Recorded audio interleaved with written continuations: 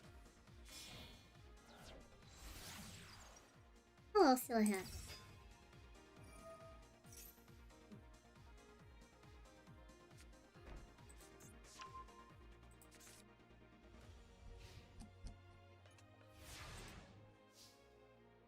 Okay, they're going to try to pop our field spell, which is very unfortunate. I suppose we lose now, because they just popped shit for us. But that's on me for, like, in my defense, it's been a long time since anyone has ever played Inspector in particular.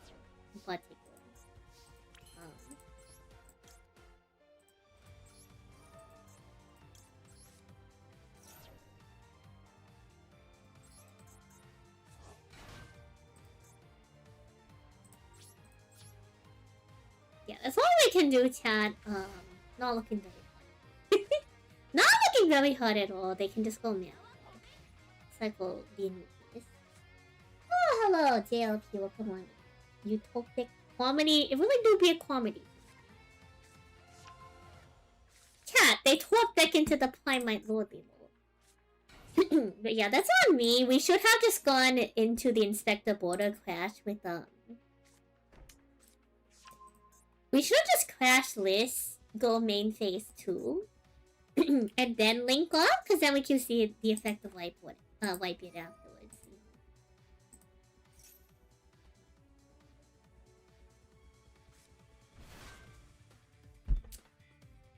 So that's on me. That's on me. Very unrelated. Very unrelated. We're actually really close to YouTube monetization. So stuff like super chats. That kind of thing.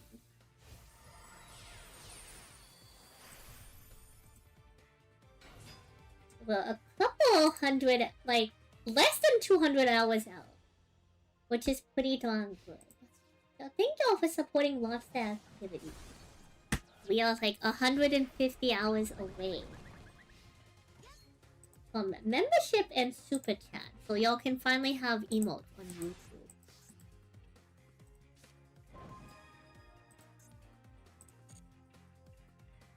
That is very important.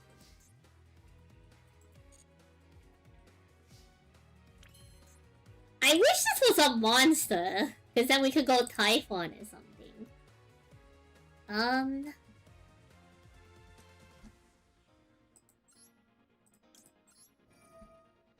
mean, we're just gonna do this for the concept, right? Well, we're going to lose either way. We're just doing it for the concept. Very unfortunate. Very unfortunate.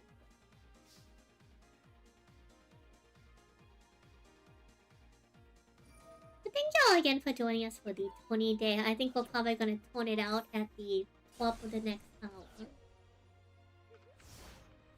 But it has been a very fun tournament. It's great to see everybody come out.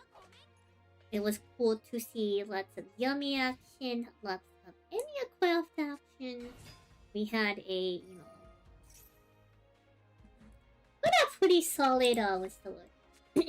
A pretty solid amount of decks, I will say. A lot of different off-types. Oh, yeah. We had a little bit of Sky Strikers. We had a lot of stuff. We had what would have been some Shock activity.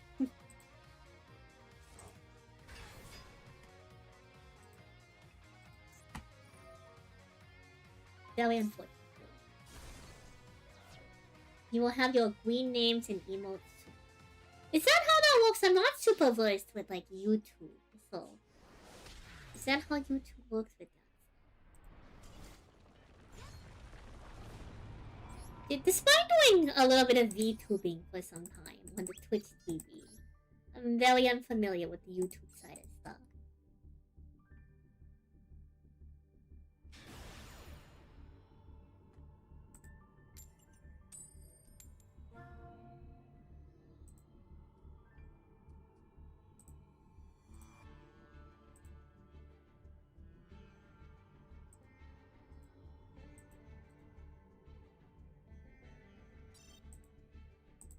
Huh. No response from game server. Goodness me.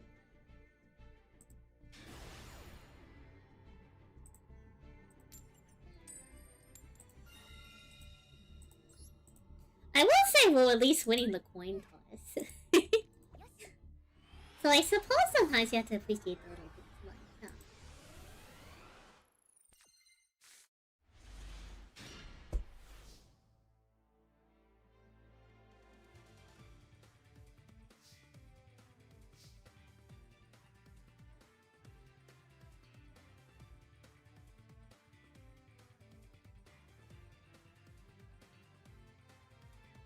Alright. So we have a couple different lines here. We have a couple different lines.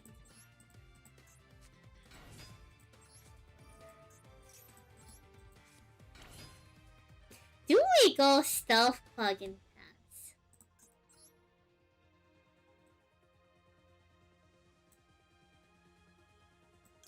Or do we go Blackbeard float Redbeard?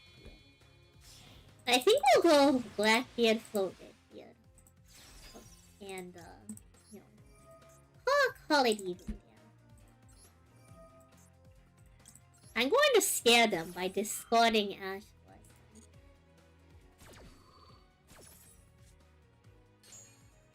Having a Plunder Patrol card is crucial. You do need Plunder Patrol cards in order to activate the effect of Plunder Patrol monsters. I think this is a pretty solid start. We have a Solemn, we have an Ash Blossom. Hopefully they're not playing a mono water deck. Well, we'll find out, chat, we'll find out. Super Polyon.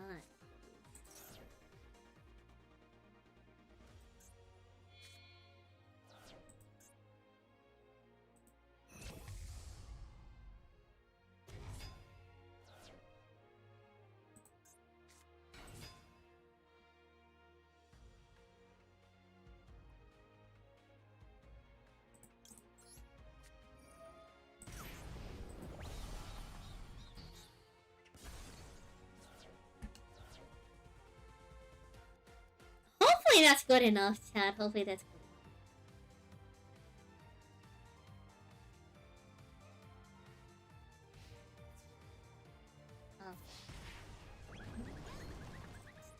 enough. This is actually a scenario where setting Plunder Patrol booty could have managed. There's nothing I can do about Super Poly.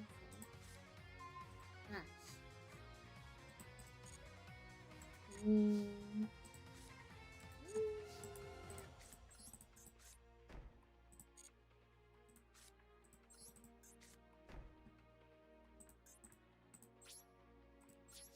Looks like we're just gonna have to pass on this.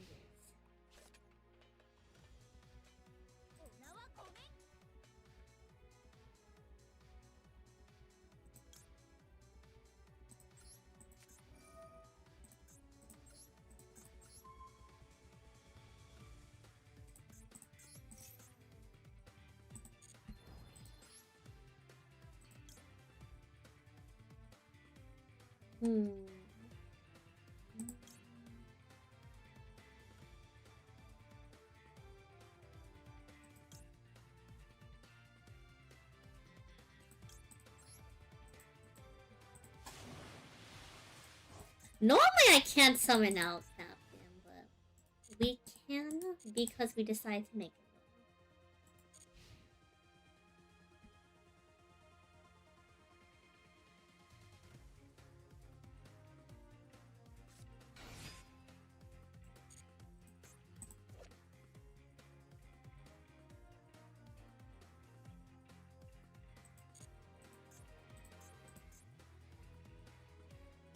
So if they try to activate Pitore, I'm going to Ash Blossom.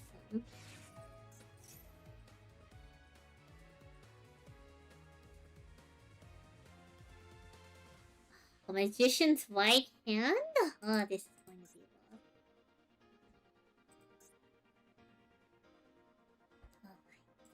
rough. We need to save Droplet for after this.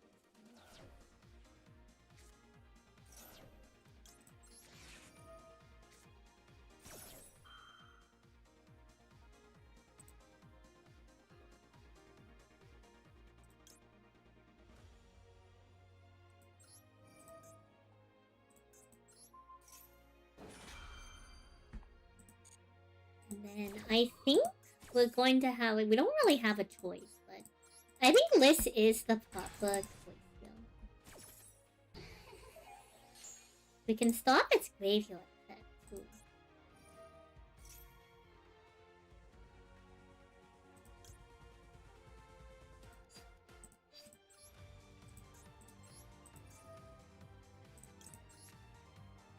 We're not gonna have any recursion, but hopefully this is just enough. Don't know what their last card in hand is, so we only have one.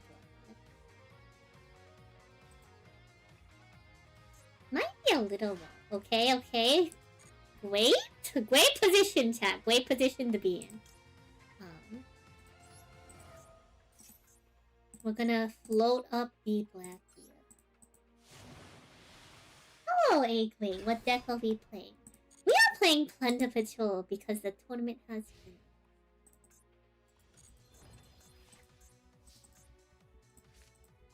Hello, Smooth. Hello, Raiders. Smooth, I finished up my tourney. How was your stream? Snow Bunny Raid. Smooth, what were y'all up to? What were y'all up to? I'm doing a little bit of Plunder Patrolling this evening, you know? As one does, as one does.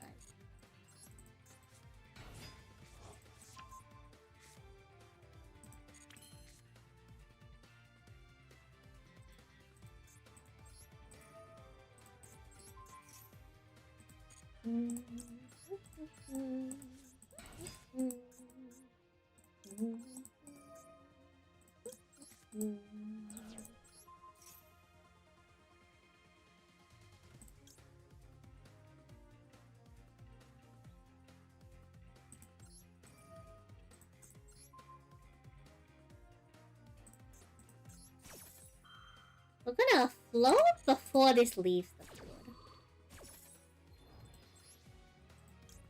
And we'll float out red here. Blue chat is full of clowns. 2 clowns defeated, 3 clowns tomorrow. What is this?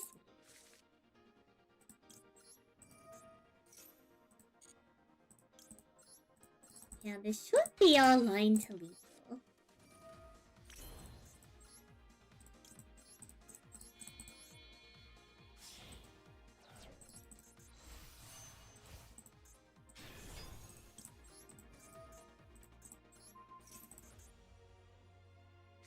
Nabil!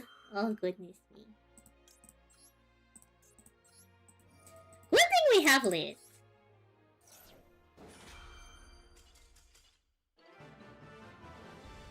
But who thinks for the raid? The raid is, if y'all don't know me, the name's San Salie San Salie for short. I play Yu-Gi-Oh! Master Duel. Sometimes I do what? I do a little bit of One Piece TCG, and I play a lot of Alestros. Y'all might see me around Smooth's channel and related on occasion.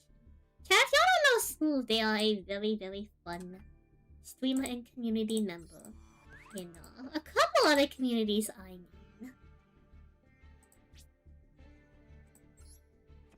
We have a lot of gems to rack up through the World's Qualifier, so we definitely have to try to do that sometime this week, especially if we're going to have to build I suppose to catch y'all up to speed.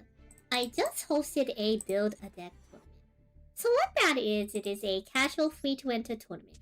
And the winner decides the deck that I build card for card in Yu-Gi-Oh! Master Duel. So the winner was Papaya, and they were piloting... So basically how it works is if you win, I build you a deck card for card. So Papaya won with a Whitewood Azamina, Magistus deck. Surprisingly 40 cards instead of the usual like 50 to 60 you see with Whitewood. So I'm gonna have to figure out I'm gonna have to figure out what we're doing with this one later. There are a lot of materials we still need to farm, so we're gonna get our gems up. But luckily they finally made a Whitewood secret path. So surely that will help us out a little bit. Surely. I feel kind of bad because you like just waited, and I don't want to particularly like wait and run. We were going to like call it at the top of the hour. Like I don't want to just throw the waiters around left and right.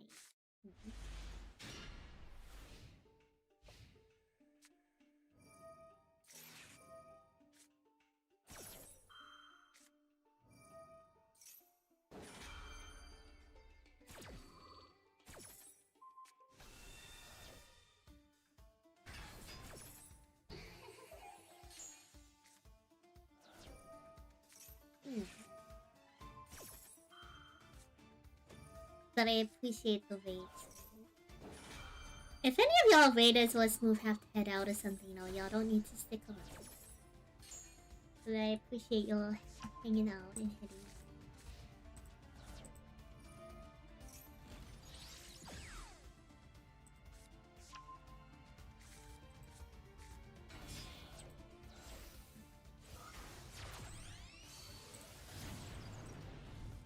Hey, look, chat. Sky Strikers versus Exorcisters. Goodness me. Oh, crap. Make a Dimensions Dragon deck. They're the best cards. No, you're gonna have to unfortunately win the tournament to have me build a deck. And you're gonna have to win with that deck card for card. Hello, Palace.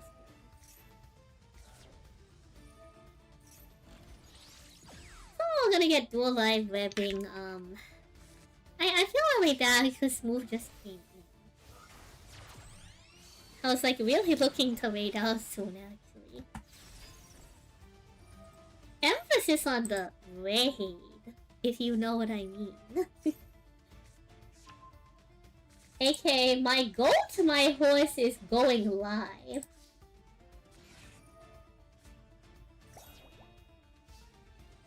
Pause.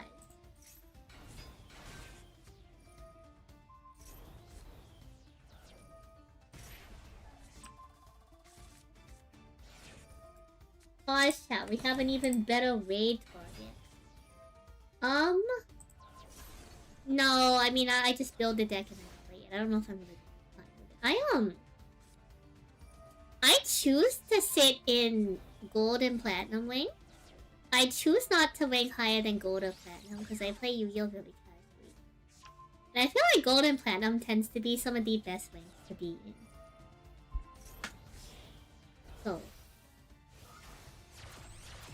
I was actually going to send y'all over to Mr. Killer Twig, who just decided to go live on twitch.tv who participated in the tournament, but if y'all don't know, is also an active Yu-Gi-Oh! Content creator who does a lot of very fun Yu-Gi-Oh! Deck profiles and pack openings on their YouTube channel. Friend, potentially enemy of the channel.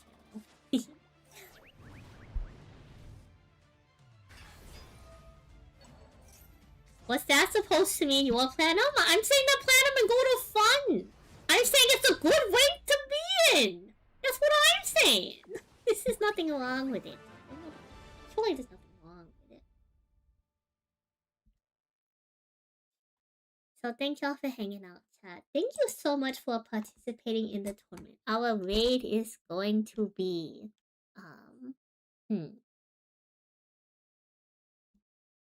Our raid message will be... Rise to the top with any craft. There's always a line to win. There's always a path. That's going to be our raid message here. Twitch, YouTube, thank y'all so much for hanging out. I apologize, smooth raiders, that I'm not staying around very long. It's 4.5 hours! We've been here for a minute. I'm a little sick, don't you know?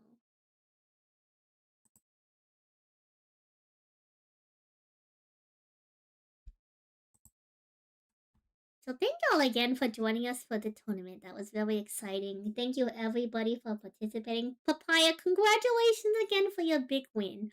I hope to rack up those crafting materials soon. Twitch, chat, YouTube. I hope y'all have a nice rest of your day, evening, wherever you are. Do take care of yourselves. Send Killer all my love. Copy the main message if you'd like, and just remember that you're all in my thoughts. $1. And Vade. Bye bye, YouTube. Bye bye, Twitch chat. Thank you for coming out, everybody. Have a great evening.